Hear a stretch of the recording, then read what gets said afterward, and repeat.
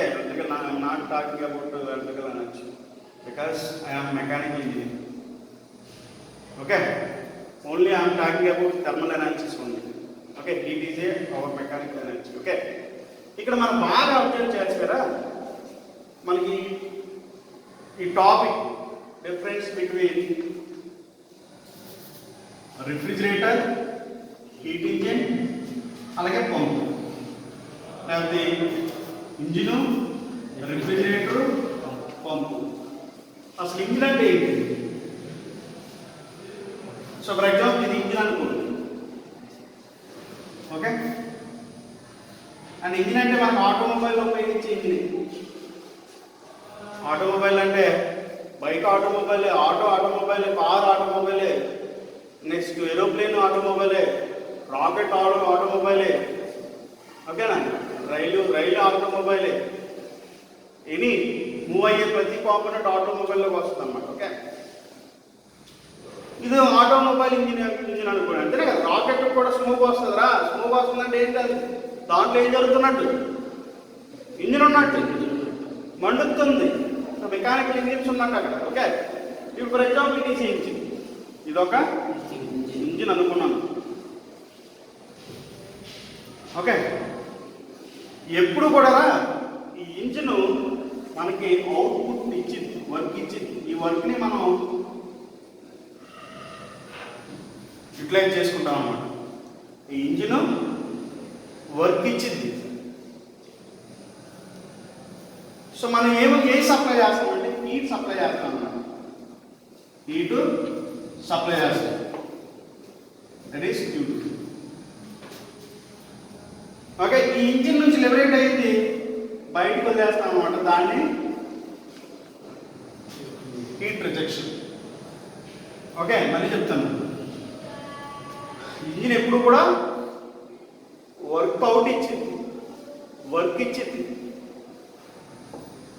Okay, ఇప్పుడు for example వర్క్కి అలాగే ఎనర్జీకి,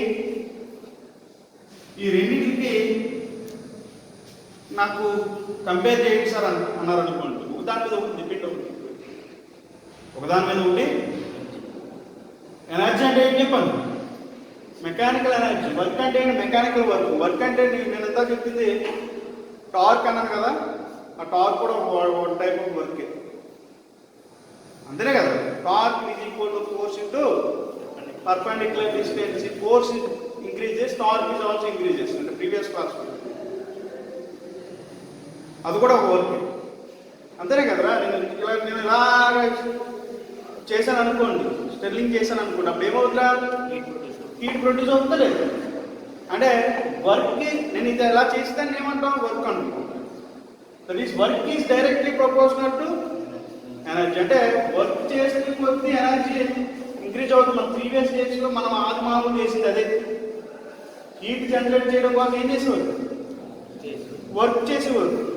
ఇలా హీట్ చేసి చేసి చేసి ఇలా వర్క్ చేసి చేస్తే ఇక్కడ ఫ్రిక్షన్ డెవలప్ అయ్యి, ఆ ఫ్రిక్షన్ వల్ల సెల్ఫ్ ఇగ్నిషన్ టెంపరేచర్ రీచ్ అయ్యి, సెల్ఫ్ ఇగ్నిషన్ అంటే దానికి అదే మండే తత్వం. సెల్ఫ్ ఇగ్నిషన్ టెంపరేచర్ రీచ్ అయ్యి మండిపోయేది అనమాట. సో దాన్ని యూజ్ చేసుకుని వాళ్ళు ఏదైనా ఫుడ్ ప్రిపరేషన్ చేసుకునే వాళ్ళు అనమాట. అదే చెప్పింది. అంటే వర్క్ చేస్తే ఎనర్జీ డెవలప్ అవుతుంది. ఆ ఎనర్జీని ఏమంటాం? Heat energy. అంటే వర్క్ ఈజ్ డైరెక్ట్. వర్క్ ఎంత వర్క్ చేయాల్సి అంత ఎనర్జీ డెవలప్ అవుతుంది, అంత హీట్ డెవలప్ అవ్వాల్సింది. If work is zero, energy also zero. అర్థమైంది? చిన్న చిన్న ఇలా స్పెల్లింగ్ అదే ఫస్ట్ లా థర్మోడైనమిక్స్. ఇలా నేను స్పెల్లింగ్ చేసాం అనుకోండి, అప్పుడు ఏమవుతుంది? హీట్ డెవలప్ అవుతుందా లేదా? That is work is directly proportional to energy. Okay, previous డేస్లో అదే జరిగింది. సో ఒక 200 years బ్యాక్ వెళ్తే ఆల్మానం, దట్ ఈస్ 200-500 years బ్యాక్ వెళ్తే ఫారెస్ట్లో జరిగినంత. ఓకే, ఇక్కడ మనకి ఈ వర్క్ అంటే మనకు ఈ వర్క్ ఇది, ఈ వర్క్ ఇంజిన్ నుంచి తీసుకునే వర్క్ ఏంటిది? Rotation is a mechanical work. Okay, so crank connecting engine ఏమిచ్చింది? కనెక్టింగ్ రాడ్ నుంచి సో ప్రెస్ని రిసీవ్ చేసి ఫోర్స్ని, ఆ ఫోర్స్ని వర్క్ కింద డెవలప్ చేసిద్ది అనమాట. ఓకే, వర్క్ అంటే ఏదో వర్క్ అనుకోవద్దు, ఆ rotation is mechanical work. Okay అనుకుంటే కనెక్టింగ్ రాడ్ నుంచి క్రాంక్, అంతనే కదా. ఫర్ ఎగ్జాంపుల్ ఇంజిన్ అనుకోండి, ఇది ఇక్కడ ఏమేమి పార్ట్స్ చూడండి ఒకసారి. ఈ ఇంజిన్ వర్క్ ఇచ్చింది, అది పిస్టన్ రిసీవ్ చేసింది, పిస్టన్ నుంచి కనెక్టింగ్ రాడ్ ఇచ్చింది, దీన్ని కనెక్టింగ్ రాడ్ అని చెప్పాను. కనెక్టింగ్ రాడ్ నుంచి క్రాంక్ ద్వారా క్రాంక్ ఇచ్చింది, క్రాంక్ నుంచి క్రాంక్ షాఫ్ట్, ఇదే షాఫ్ట్. ఈ షాఫ్ట్ నుంచి మనకి గేర్ సిస్టమ్కి అటాచ్ అయ్యి ఉంటుంది, గేర్ సిస్టమ్ రొటేట్ అవుతుంది, గేర్ రొటేట్ అవుతే చైన్స్ ద్వారా వెనకాల బ్యాక్ వీల్ వెళ్ళింది. ఓకే, చైన్ ద్వారా వెళ్ళింది. మనం గేర్ మార్చినప్పుడల్లా ఎనర్జీ అంతా కూడా చైన్ ద్వారా బ్యాక్ వీల్ని ఎక్కువ స్పీడ్తో రొటేట్ చేస్తాం. చైనే లేదు అక్కడ ఎనర్జీ మనకి వీల్ రొటేట్ అవుతుందంటే దానికి అదే రొటేట్ అయిపోతుందా? ఎక్కడ నుంచి అక్కడ వెళ్ళాలంటే కొంత ఎనర్జీ కావాలి. బట్ అంత స్పీడ్తో వెళ్తుందంటే అంత ఎనర్జీ ఎక్కడ నుండి వస్తుంది? ఇంజిన్ నుంచి వస్తుంది. అర్థమైంది అర్థం కదా. అంటే ఇక్కడ ఇంజిన్ చేసే వర్క్ బయట అవుట్పుట్ కింద మనం తీసుకుంటాం, అందుకని వర్క్ అవుట్ అవుతుంది ఇందులోనూ ఇంజిన్. ఓకే, ఫర్ ఎగ్జాంపుల్ అంటే దీనికి మనం ఇప్పుడు వర్క్ ఎంత వర్క్ అయిందయ్యా అన్నాం అనుకోండి, work it is equal to ఎలా రాయొచ్చు? ఎంత అయితే హీట్ దానికి ఇచ్చామో అది మైనస్ ఎంత అయితే హీట్ రిజెక్షన్ అయింది, అంటే Q2 మైనస్ Q1, అంటే W it is equal to Q2 minus Q1. అంటే ఫర్ ఎగ్జాంపుల్ హీట్ని ఎలా రిజెక్ట్ చేస్తాం సార్ అంటారు. హీట్ని ఎలా రిజెక్ట్ చేస్తాం? పైన ఇంజిన్ పైన బైక్ అయితే బ్లేడ్స్ ఉంటాయి చూసారా, చిన్న చిన్న బ్లేడ్స్ ఉంటాయి. లేకపోతే కార్లో అయితే వాటర్ వేస్తుంది, కూలింగ్ వాటర్, దాని ద్వారా వాటర్ బయటకు వెళ్ళిపోతూ ఉంటుంది. ఓకే, అంటే ఎందుకు సార్ హీట్ని మనం రిజెక్ట్ చేయాలి అంటారు? ఇంజిన్లోనైనా మనం హీట్ రిజెక్ట్ చేస్తాం త్రూ ఫ్రిన్స్ ద్వారా, బైక్లో అయితే. కార్లో అయితే కూలింగ్ లిక్విడ్స్ ఉంటాయి, లేకపోతే అక్కడ వాటర్ జాకెట్స్ పెడతాం అన్నమాట. వాటర్ జాకెట్స్ పెట్టి కూల్ చేస్తాం. ఎందుకు చేయాలి సార్ అంటారు? ఇక్కడ హీటు మనం సప్లై చేసే హీట్ అంతా కూడా ఇంజిన్లో ఉండిపోయింది అనుకోండి, అంటే బర్న్ అయిందంతా కూడా ఆ హీటు పెట్రోల్ ఎప్పుడైతే నేను మండిస్తున్నానో, మండించినప్పుడు ప్రతిసారి జరుగుతుంది కదా, fraction of seconds engine drops, petrol drop కింద అందులోకి ఎంటర్ అవుతుంది, బర్న్ అవుతూనే ఉంటుంది. బర్న్ అయిన సేపు నేను హీట్ అక్కడ అంతా ఉంచాను అనుకోండి, అప్పుడు ఏమవుతుంది? పేలిపోయింది, ఇంజిన్ బర్న్ అయిపోయింది. సో అందుకని ఎప్పుడైతే హీట్ డెవలప్ చేసాం, మనం కొంత వర్క్ జరిగిపోయింది, ఇందులో కనుక కొంత హీట్ ఉంటే ఆ హీట్ని కంపల్సరీ రిమూవ్ చేస్తాం అన్నమాట. అర్థమైందా? దేని ద్వారా రిమూవ్ చేస్తాం? ఫిక్స్ ద్వారా, లేకపోతే వాటర్ జాకెట్స్, కార్లో అయితే వాటర్ జాకెట్స్ పెట్టి రిమూవ్ చేస్తాం. ఇన్ కేస్ అంటే కొంత ఎనర్జీతో ఉంది, ఆ ఎనర్జీని మనం రిమూవ్ చేసాం, ఇప్పుడు అందులో ఉన్న ఎనర్జీ కదా వర్క్. అర్థమైందా? ఎంత వర్క్ అవుట్పుట్ చేస్తుందయ్యా అంటే Q2 మైనస్ Q1. అర్థమైంది చెప్పింది.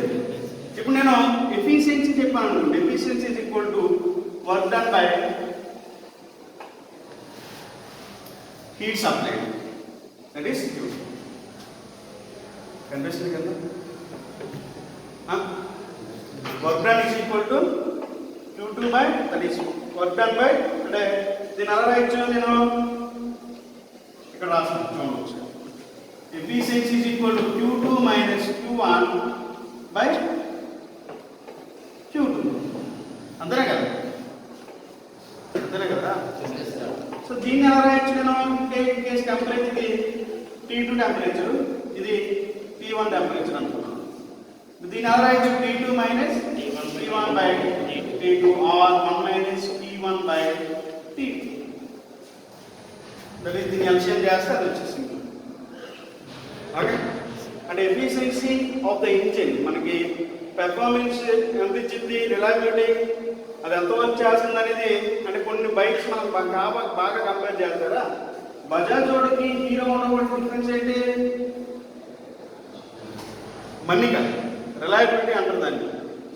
ఇది 5 years వరకు మనం ఎలాంటి మెయింటెనెన్స్, ఫర్ ఎగ్జాంపుల్ మెయింటెనెన్స్ 50,000 తీసుకుంటే ఇది మెయింటెనెన్స్ ఓన్లీ 2000 3000 తీసుకున్నాను అనుకున్నాం. మోర్ రిలయబుల్ ఏది? Hero Honda.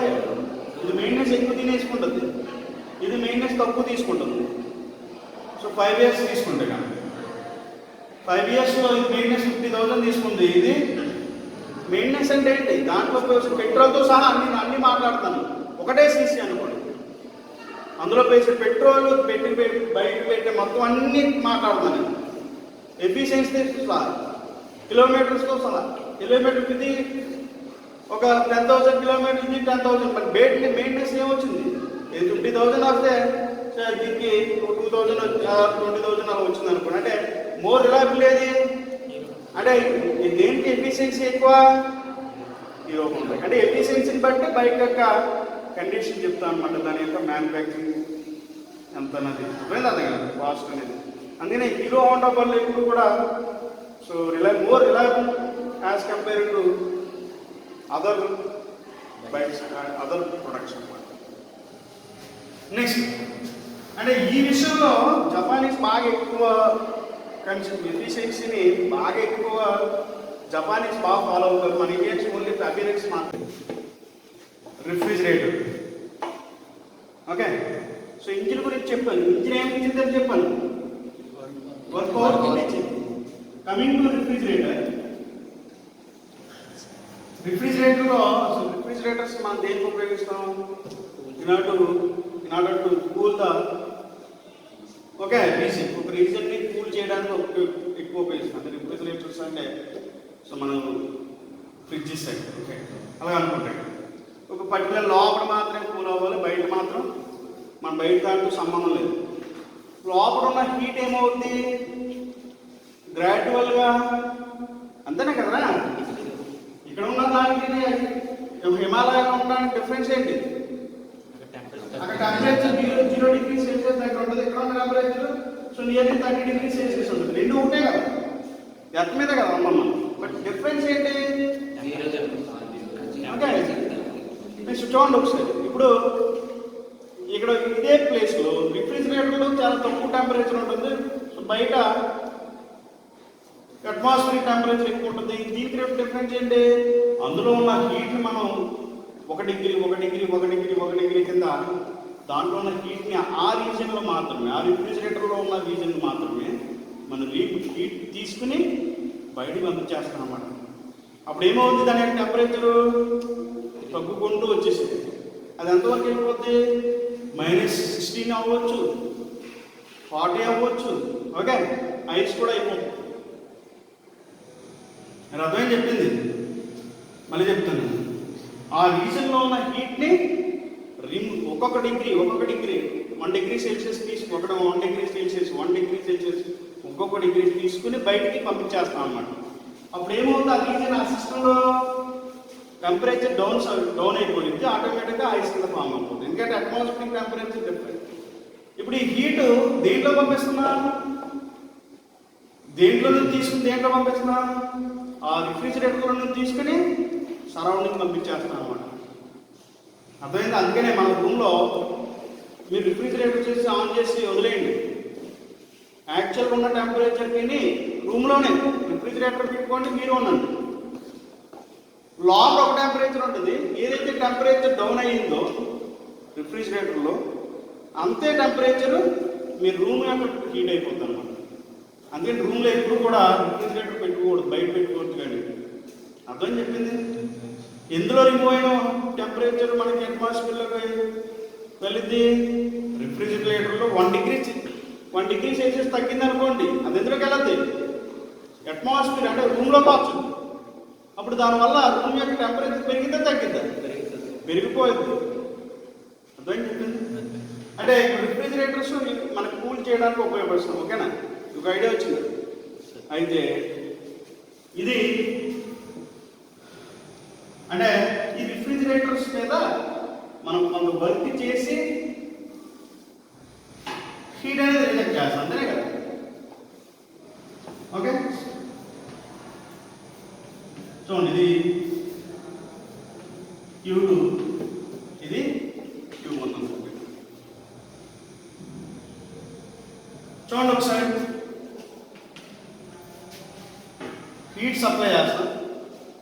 అంటే దాంట్లో వర్క్ చేసి తర్వాత అది హీట్ రిమూవ్ అవుతుంది. ఓకేనా? మరి అర్థమైందా? సో లేకపోతే డైరెక్షన్ చేంజ్ చేసుకోండి. ఇది రూమ్ అనుకోండి, ఇది రూమ్ యొక్క టెంపరేచర్, లో టెంపరేచర్ మనం ఎప్పుడు T1 అనుకుంటాం కదా, ఇది రూమ్ అనుకోండి. రూమ్లో నుంచి కొంత టెంపరేచర్ తీసుకుని, అంటే ఏ రూము? Refrigerator room. ఓకే, దీంట్లో నుంచి తీసుకున్న హీట్ రిఫ్రిజిరేటర్ కొంత వర్క్ ఇచ్చి, ఆ రిఫ్రిజిరేటర్ వర్క్ చేసి దాంట్లో నుంచి హీట్ని సరౌండింగ్ పంపించేస్తాం. అంటే ఇది సరౌండింగ్, ఇది సిస్టమ్. అర్థమైంది? ఇప్పుడు ఇది Q1 సరౌండింగ్, ఇది సిస్టమ్, డిఫరెంట్ ఉండదు. ఇప్పుడు ఇది సిస్టమ్ అయితే, ఇది సరౌండింగ్ అయితే, ఇక్కడ ఇంజిన్లో మాత్రం సిస్టము వర్క్ అవుట్పుట్, సరౌండింగ్లో హీట్ రిజెక్షన్. ఇక్కడ రూమ్లో నుంచి టెంపరేచర్, అంటే సిస్టంలో నుంచి టెంపరేచర్ తీసుకుంటే రిఫ్రిజిరేటర్లో మాత్రమే జరిగింది. రిఫ్రిజిరేటర్లో టెంపరేచర్ తీసుకుంటాం, కొంత వర్క్ చేస్తాం, కంప్రెసర్లో వర్క్ ఉంటుంది. ఆ వర్క్ చేసిన తర్వాత హీట్ బయట అట్మాస్ఫియర్లో పంపించేస్తాం, సరౌండింగ్లో పంపించేస్తాం అన్నమాట. ఓకే, ఇక్కడ బాగా అబ్జర్వ్ చేయండి. దీన్ని మనకి SOP, that is coefficient of performance అంటాం అన్నమాట. రిఫ్రిజిరేటర్లో COP ఉంటుంది. ఇట్ ఈస్ ఈక్వల్, ఇప్పుడు ఏంటి అంతే కదా. Okay, that is Q1 by work done. So work done it is equal, work done ఎంత? Work is done it is equal to highest temperature, that is Q2 minus Q1. అంటే Q2లో నుంచి Q1 తీసేసాం అనుకోండి, అదే కదా వర్క్. ఇప్పుడు for example చూడండి ఒకసారి, దీంట్లో నుంచి హీట్ తీసుకున్నాను. ఓకే, ఇది ఎంత తీసుకున్నది మనం ఎంత పంపించేసాం? ఇదే దీని మీద కదా, ఎంత పంపిస్తున్నామో దాని మీద కదా, దాంట్లో నుంచి నువ్వు ఎంత హీట్ తీసుకున్నావు, అదే కదా వర్క్. అర్థం చెప్పింది. ఇప్పుడు efficiency is equal to heat supplied by work done.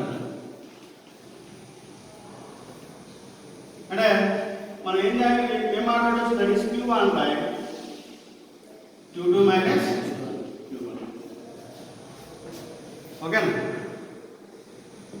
అంటే Q1 by Q2 minus Q1. ఇప్పుడు నేను మన టెంపరేచర్లో మాట్లాడితే T1 by T2 minus T1. ఓకేనా? నెక్స్ట్ పంపులో చూడండి.